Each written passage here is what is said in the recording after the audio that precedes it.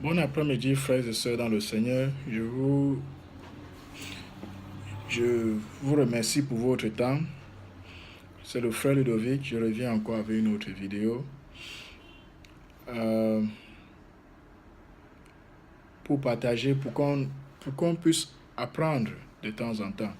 Parce il y en a ceux qui n'ont pas le temps pour aller à l'église. Il y en a beaucoup qui n'ont pas peut-être le temps pour aller, pour être constamment en train d'écouter la parole de Dieu.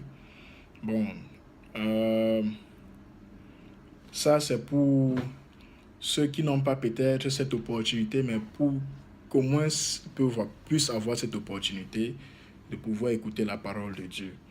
Même à travers Facebook, je poste aussi euh, sur YouTube pour ceux qui veulent voir sur YouTube. Je poste aussi des vidéos sur YouTube. Donc, euh,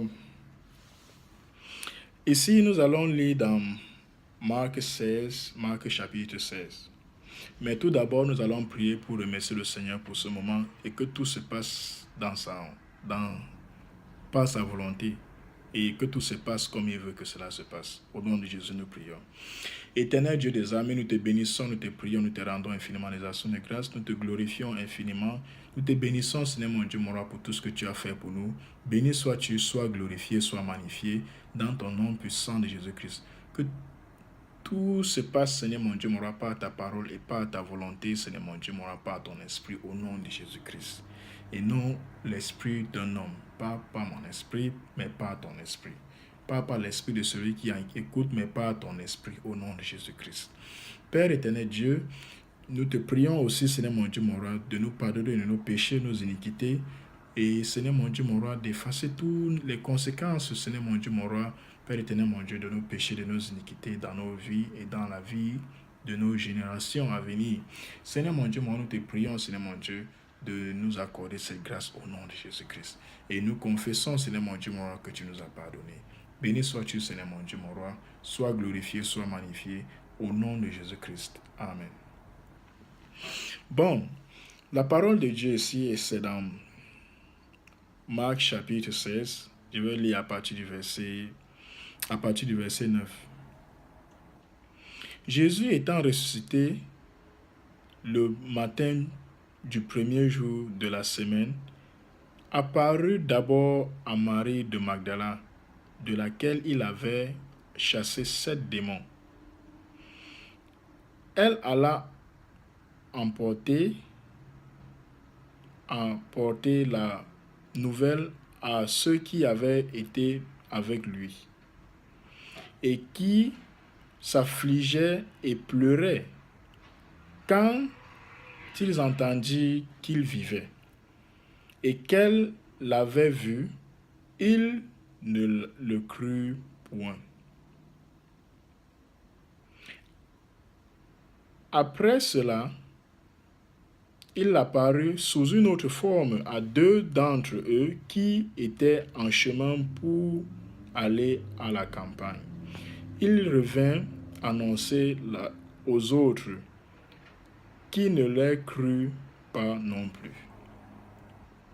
Enfin, il apparut aux 11 pendant qu'ils étaient à table et il leur reprocha leur incrédulité et la dureté de leur cœur, parce qu'ils n'avaient pas cru ceux qui l'avaient vu ressusciter. Puis il leur dit, allez partout le monde et prêchez la bonne nouvelle à toute la création. Celui qui croira et qui sera baptisé sera sauvé, mais celui qui ne croira pas sera condamné. Voici les miracles qui accompagneront ceux qui auront cru en mon nom. Ils chasseront les démons, ils parleront de nouvelles langues, ils saisiront des serpents. S'ils boivent quelque breuvage mortel, il ne leur fera point de mal. Ils imposeront les mains aux malades et les malades seront guéris.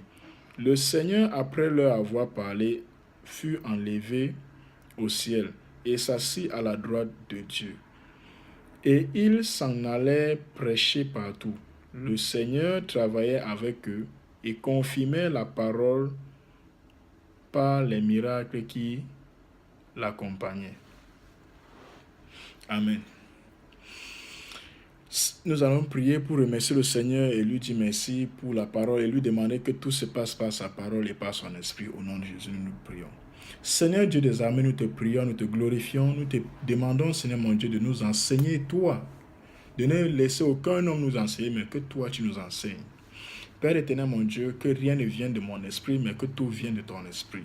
Seigneur, mon Dieu, moi, que ton esprit, Seigneur, mon Dieu, moi, nous enseigne, nous tous, parce que nous sommes tous, Seigneur, mon Dieu, moi, en ton service, et nous sommes tous tes disciples. Et nous prions, Seigneur, mon Dieu, et nous te glorifions tous, et nous te demandons tous une même chose qui est le royaume des cieux, et la couronne de vie, et la victoire sur la mort au nom de Jésus. Béni sois-tu, Seigneur, mon Dieu, pour ta parole et pour tout ce que tu fais pour nous, au nom de Jésus-Christ. Amen. Oui, mes frères et sœurs, je suis le frère Ludovic, comme je le disais encore. Je suis chef cuisinier. Donc, quand il dit chef cuisinier, c'est parce que, bon, voilà, la nourriture, quoi, on partage ensemble. Donc, je suis un cuisinier dans le royaume des cieux et pour le royaume des cieux. Donc, je prépare la nourriture pour mes frères et sœurs. Et je remercie le Seigneur de m'avoir donné ce boulot-là. C'est mon boulot et je suis fier de ça. Peut-être on me demandait que mes gars, on te paye combien par heure? On ne me paye pas par heure. Mon salaire est au ciel. Donc, dans la Nouvelle-Jérusalem, c'est ça mon salaire, c'est là-bas, c'est ça mon salaire. Et mon salaire, et quand certains vont demander quel est ton tips, mes tips, c'est que vous aussi, vous acceptez la parole de Dieu et vous allez au ciel. C'est ça mon tips. Ouais. Amen. Donc, la parole de Dieu nous dit ici que le Seigneur a apparu d'abord, le premier jour de la semaine, d'abord, étant ressuscité d'abord à Marie de Magdala. Amen. D'abord à Marie de Magdala. Il n'a pas apparu d'abord à Pierre. Il n'a pas apparu d'abord à Paul ou à Jean.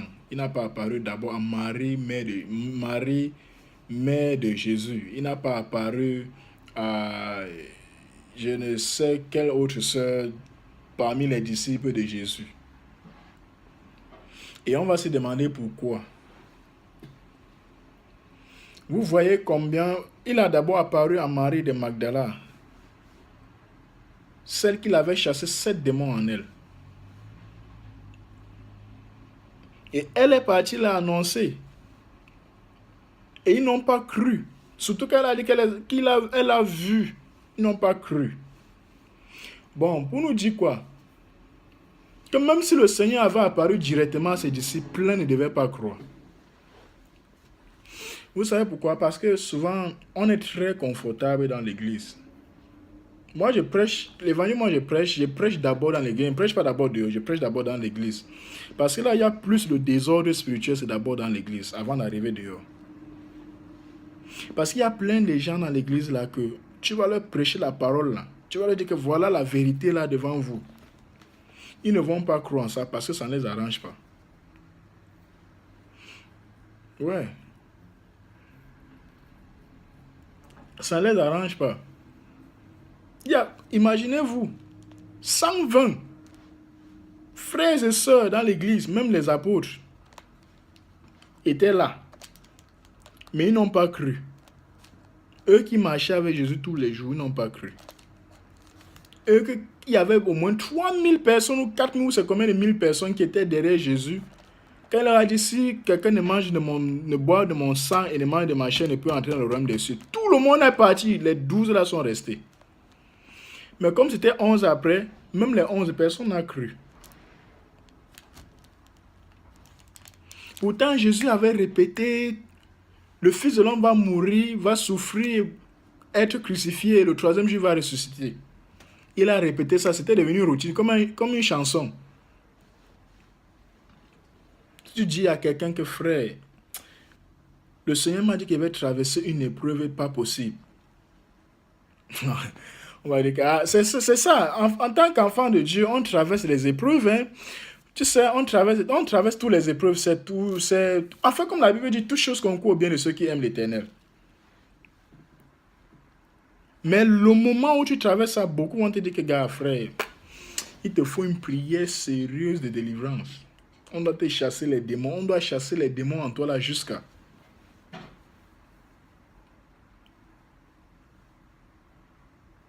Pourtant, tu leur as annoncé ça avant. Voilà que Jésus lui-même, Dieu, annonce sa crucifixion, sa souffrance et sa résurrection. Il ressuscite même et apparaît à l'une de tous ses disciples qui sont restés fidèles à lui. Elle va leur annoncer et elle dit qu'elle l'a vu, mais eux, ils ne croient pas. Maintenant, il apparaît encore sous une autre forme à deux autres qui allaient à la campagne, qui allaient là où les disciples étaient. Eux aussi leur ont fait part de cela. Même jusque-là, ils n'ont pas cru. Ça fait 3 témoins. Premier témoin et 2 témoins, ça fait 3 témoins. Sur des milliers, je ne sais pas si c'est les milliards de personnes qui existaient sur la terre ou bien les millions de personnes qui existaient sur la terre. Sur 120 des disciples de Christ, il y avait 3 témoins qui ont vu le Seigneur. Mais jusque-là, ils n'ont pas cru. Frères et sœurs, il faut qu'on sache comment croire en Dieu. Il faut qu'on sache comment croire en Dieu. Croire en Dieu, ce n'est pas quand on va venir te dire que frère, tu vas prospérer, c'est là où tu vas croire en Dieu. Non. Il faut croire, il vaut mieux croire. Il vaut mieux croire sans avoir vu. Croire d'abord même sans avoir vu. Et ça, c'est même biblique. On veut d'abord voir.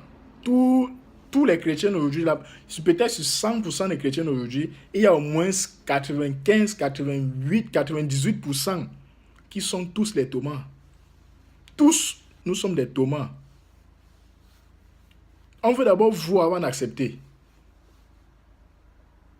Tu vois, il y a quelqu'un, répentez-vous car le royaume des cieux est pour, il va te demander où le royaume des cieux là. Tu as vu ça?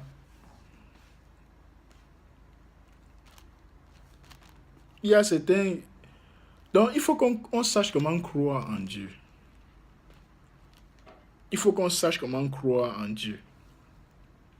Maintenant, le verset 14 dit, « Enfin, il apparut aux 11 pendant qu'ils étaient à table. » Pourquoi la Bible précise les 11?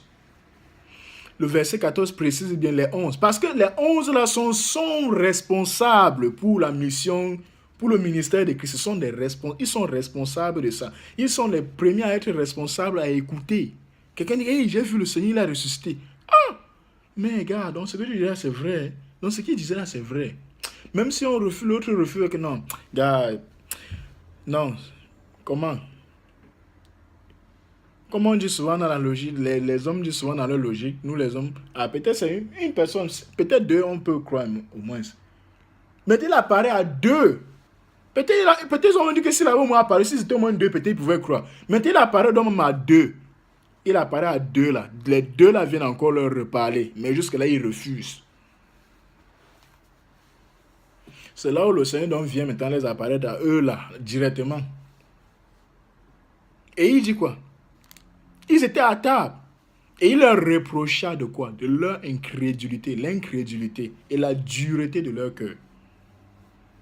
Parce qu'ils n'avaient pas cru ceux qu'il avait vus ressusciter. Ils n'ont pas cru à ceux-là.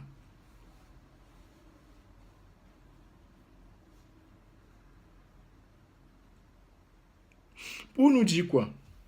Même si tu es un apôtre, même si tu es un prophète, même si tu es un évangéliste, même si tu es un pasteur, même si tu es un docteur, même si tu as n'importe quelle position dans l'église, mon frère, dépose d'abord ta position là derrière. Mais quand il faut croire d'abord en Christ, crois d'abord. Ne cherche pas à garder l'orgueil avec ton titre ou bien ton rang dans l'église. Ce n'est pas ton titre qui t'amène au ciel. Ce n'est pas le titre là qui va nous amener au ciel. Ce n'est pas le rang dans l'église qui va nous amener au ciel. C'est pas parce qu'on se tient devant une multitude de personnes ou bien on se tient devant 2 ou 3 personnes qu'on va aller au ciel. C'est pas parce qu'on se tient devant 1000 personnes, devant 1 million, devant 10 millions de personnes et on prêche, on se dit qu'on va aller au ciel. Salomon, le plus intelligent, le plus sage, le plus tout que Dieu avait donné. Quand il a un peu déraillé là, le Seigneur a pris quelqu'un d'ailleurs et il lui a donné quoi? 2 tribus d'Israël. Et les 10 autres, il a donné à celui-là. Et maintenant, il a envoyé ses gardes pour aller chasser celui-là pour le tuer. Pour dire quoi? Quand tu occupes une position dans l'église, il faut continuer à connaître comment croire en Dieu.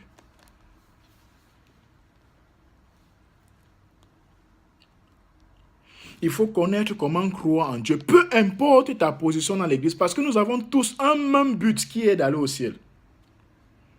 Nous avons tous un même but, un même rendez-vous, un rendez-vous qui n'a pas d'heure d'écart. C'est un rendez-vous qui n'a pas d'heure d'écart. C'est un rendez-vous qui, chacun, même si c'est combien de milliards de personnes qui vont se présenter devant Dieu, on a le même rendez-vous à la même heure, la même seconde.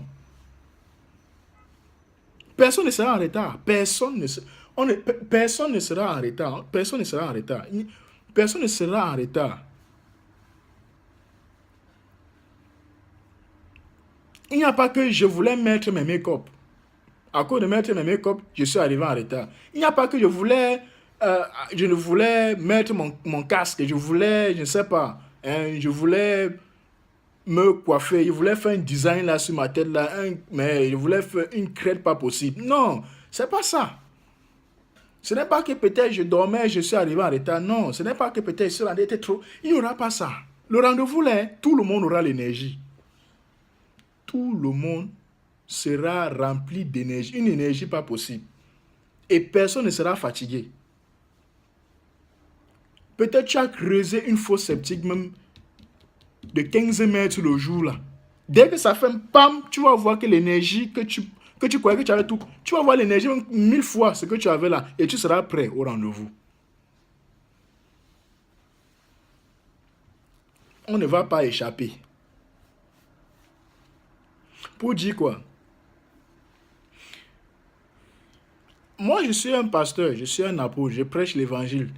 Je fais les vidéos, je poste sur Facebook tout le temps, je poste aussi sur YouTube.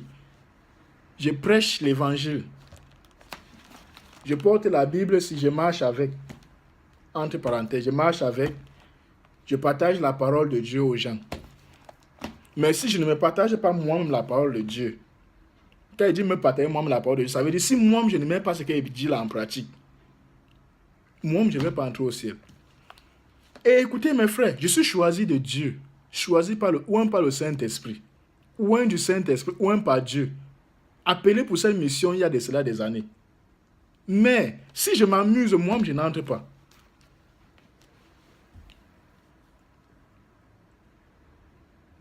Si je m'amuse, moi-même je n'entre pas. Pour dire quoi? Peu importe la position que tu occupes dans l'église, peu importe qui est-ce que tu es dans l'église, peu importe les dons que tu fais dans l'église,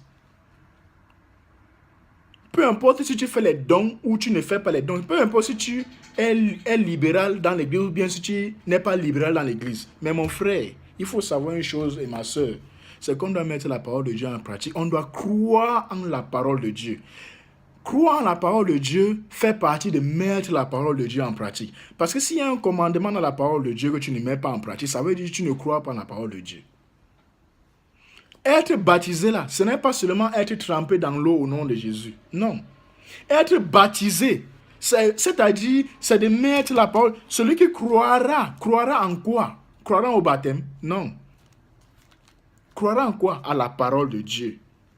Est-ce que tu as cru en la parole de Dieu? Tu peux être même prophète, tu n'as pas encore cru en la parole de Dieu. Peut-être on ne sait pas ça. Tu peux être même un pasteur, tu n'as pas encore cru en la parole de Dieu. Il faut croire en la parole de Dieu.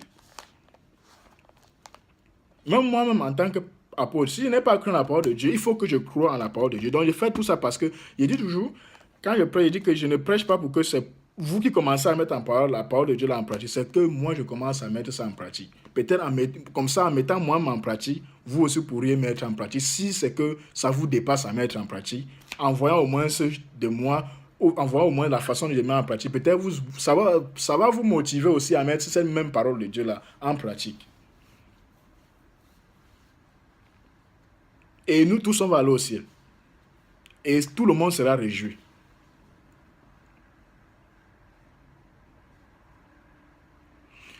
Aujourd'hui, l'Église est l'endroit le plus reproché, le plus critiqué. De quoi? De corruption. L'Église est l'endroit le plus reproché, le plus critiqué de quoi? De la mauvaise mise en pratique de la parole de Dieu. L'Église est l'endroit le plus critiqué, le plus dénigré. Pourquoi? De la malhonnêteté qu'il y a dans l'Église. L'Église est l'endroit le plus rejeté, le plus méprisé, le plus quoi. Ce n'est pas parce que c'est pas la persécution, non. C'est l'évangélisation. Le Seigneur passe même par le mondain dehors pour nous dire que, hey, gars, tiens, c'est pas les gens là qui parlent de Dieu. C'est pas les gars là qui parlent. Mais les gars là, nous sont comme mauvais, même que plus que nous, hein. Franchement, à l'heure là, quelle est la gloire que nous donnons à Dieu? On a les... Nous te donnons toute la gloire. Quelle gloire? Tu ne donnes pas la gloire à Dieu. Parce que déjà, tu es mis à nu. Et ton Dieu est dénigré. Pas dénigré parce que tu mets la parole de Dieu en pratique. Notre Dieu n'est pas dénigré parce qu'on met sa parole en pratique, ou parce qu'on est honnête, ou parce qu'on le sait, ou parce qu'on prie, ou parce qu'on fait ce qu'il demande. Non. Mais notre Dieu est dénigré à haut niveau. Parce que quoi? Nous faisons ce que le monde est supposé faire. Ce que le monde est supposé faire. Et que nous ne devons pas faire. Notre Dieu est méprisé. Imaginons nous-mêmes, dans la parole de Dieu, l'Ancien Testament dit, le Seigneur dit qu'il sanctifie son nom. Imaginez que le Seigneur lui va sanctifier son nom. Mon frère, quand même, si Dieu dit qu'il sanctifie son nom, le nom de Dieu est déjà d'abord saint. Mais si Dieu arrive au point de sanctifier son nom encore, ça veut dire quoi? Ses enfants qu'il a choisis, qu'il a donné le nom, c'est comme un père donne son nom à son enfant. Mais son enfant arrive de, il est un cancre, il est un agresseur, il est un bandit, un braqueur, il est tout. Partout on a affiché le nom de son enfant. Partout on affiche son enfant, le nom qu'il a donné à son enfant, qui est son nom, est affiché partout. Pour finir, on lui dit que, mes gars, si le père s'appelait Tchakounte, mais le type Tchakounte là, on ne sait pas comment il a accouché ses enfants, hein, on ne sait pas comment il a élevé ses enfants. Hein. Ça veut dire quoi? Le nom de ton père est déjà sali. On salit le nom de Dieu tous les jours. Il dit ici, puis il a dit, allez par tout le monde, prêchez la bonne nouvelle à toute la création. Celui qui croira et qui sera baptisé sera sauvé. Mais celui qui ne croira pas sera condamné. Frères et sœurs en Christ, j'ai cru en Jésus, tu n'as plus de condamnation, c'est vrai. Tu as cru en Jésus, tu t'es baptisé d'eau et d'esprit et de repentance. Tu as passé les 3 phases de la délivrance. Mais, jusque-là, il y a des points que tu n'étais pas encore baptisé. Le baptême, ce n'est pas seulement le baptême de la repentance ou le baptême d'eau ou le baptême du Saint-Esprit. Non, il y a aussi le baptême de la mise en pratique de la parole de Dieu. Est-ce que tu mets la parole de Dieu en pratique? Est-ce que nous mettons ça en pratique? Mettons la parole de Dieu en pratique. Ne devenons pas les paresseux spirituels. Nous sommes devenus des paresseux et des cancres spirituels. Excusez-moi de mon langage, mais je qualifie et j'appelle chaque démon par son nom. La rébellion est appelée rébellion. La délinquance spirituelle est appelée délinquance spirituelle. Donc, si on est cancre spirituel, moi je vais dire que nous sommes des cancres spirituels. Je ne vais pas utiliser un autre mot. Je vais utiliser le mot cancre spirituel parce que nous sommes devenus des cancres spirituels.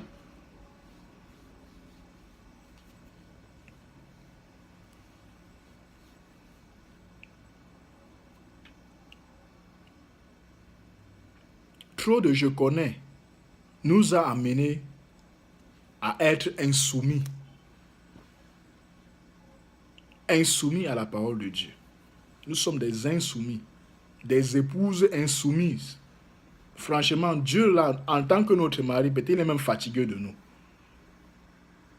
Parfois, il reste, je me dis, parfois, il reste, il dit que mais c'est ce qu'il y a des femmes que j'ai épousées comme ça, là.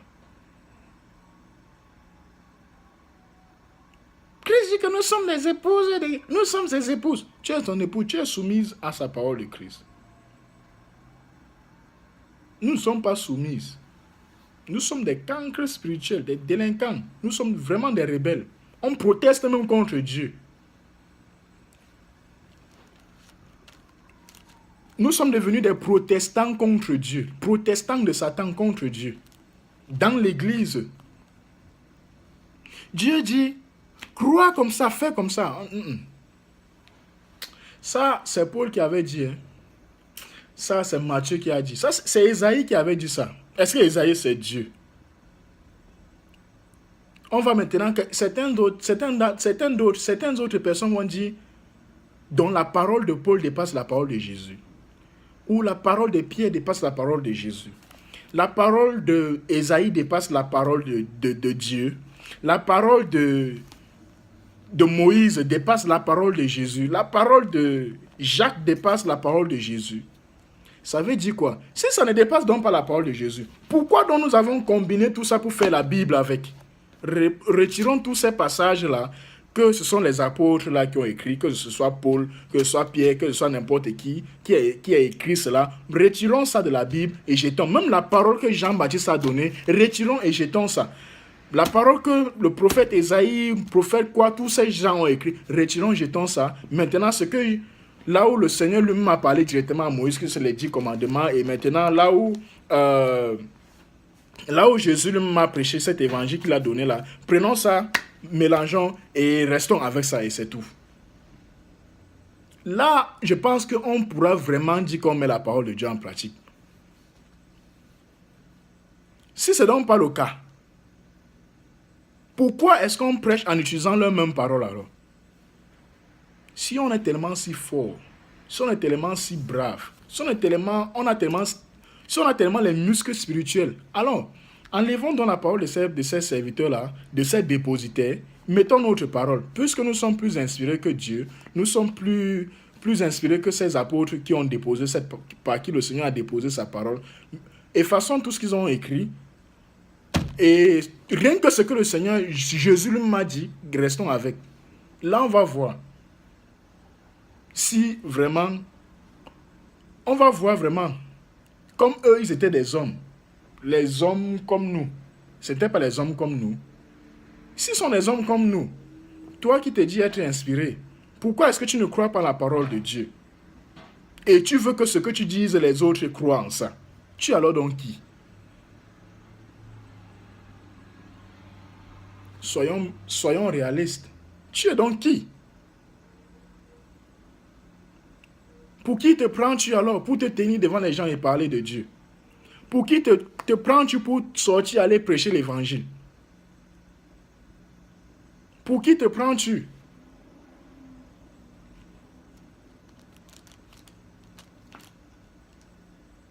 Si c'est dans le cas, efface le leur.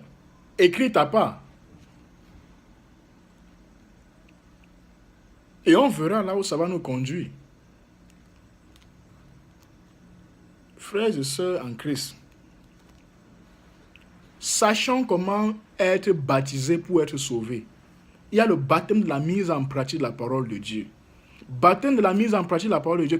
Regardez bien le baptême d'eau. Hein. Quelqu'un qui se baptise d'eau, il sait qu'il va être baptisé d'eau et être pardonné de ses péchés. Mais est-ce qu'il connaît le mystère qu'il y a derrière le baptême d'eau? Non. Est-ce qu'il connaît comment ses péchés sont pardonnés? Non. Il croit que le Seigneur va lui pardonner de ses péchés. Et ça, c'est bon. Crois, baptise-toi. Tu ne vois même pas comment le Seigneur a effacé tes péchés. Tu ne connais même pas la couleur de tes péchés. Tu ne connais même pas la couleur de tes péchés. Tu ne connais même pas comment ton péché ressemble. À quoi cela ça ressemble. Mais tu te baptises pour le pardon de tes péchés. Imaginez combien de fois on peut avoir une très grande ferme assurance dans ce domaine-là. Mais maintenant, le domaine de mettre la parole de Dieu en pratique. Là, non, gars, mon frère. Eh ben, donc, c'est la nouvelle forme de l'évangélisation aujourd'hui comme ça, mon frère. Joe, gars, je ne suis pas là non, père. Il veut seulement gérer la gérance. Ah bon? Gars, c'est Pierre qui a dit ça.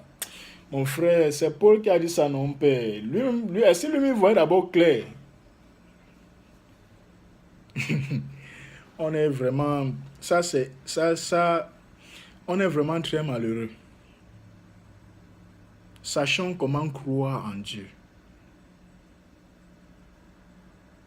Sachons comment croire en Dieu.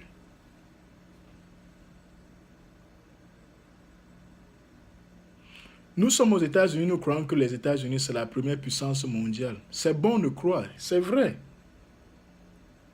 On croit et on a tellement une ferme assurance qu'à ce qu'on approuve ça et c'est bien de le faire. Est-ce qu'on a donc aussi la même foi pour mettre la parole de Dieu en pratique? En mettant la parole de Dieu en pratique comme ça là, non. Je deviens aussi la première puissance spirituelle. Je fais partie de la première puissance spirituelle. Est-ce qu'on le fait? Non. Mais on a plus de foi dans des choses charnelles et passagères. Des passagères et des choses vaines. On approuve et on peut me montrer combien de fois on est tellement intelligent de pouvoir démontrer ça. C'est-à-dire faire des équations, je ne sais pas si c'est les factorisations, c'est les équations pour prouver combien de fois ce qu'on dit est réel. Maintenant, donc, en ce qui concerne la parole de Dieu, de comment mettre cela en pratique, on n'est pas capable de le faire. Tout le monde fuit. C'est ça la porte étroite. La porte étroite, c'est la mise en pratique. La porte étroite dont le Seigneur parle, c'est la mise en pratique de la parole de Dieu. Tout le monde veut servir Dieu là où on ne met pas la parole de Dieu en pratique. Là où il y a le libertinage spirituel.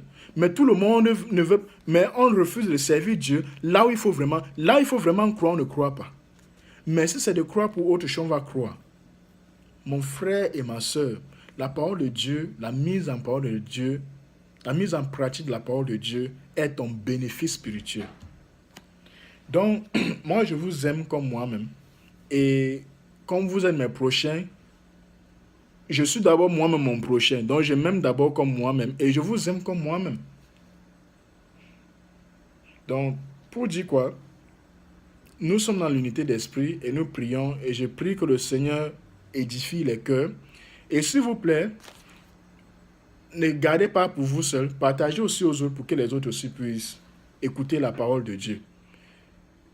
Vous ne perdez rien. Au contraire, vous bénéficiez. Et je vais aussi faire une vidéo, je vais aussi faire la même vidéo en anglais, pour ceux qui parlent anglais. Que le Seigneur vous bénisse, dans la paix du Christ. Amen.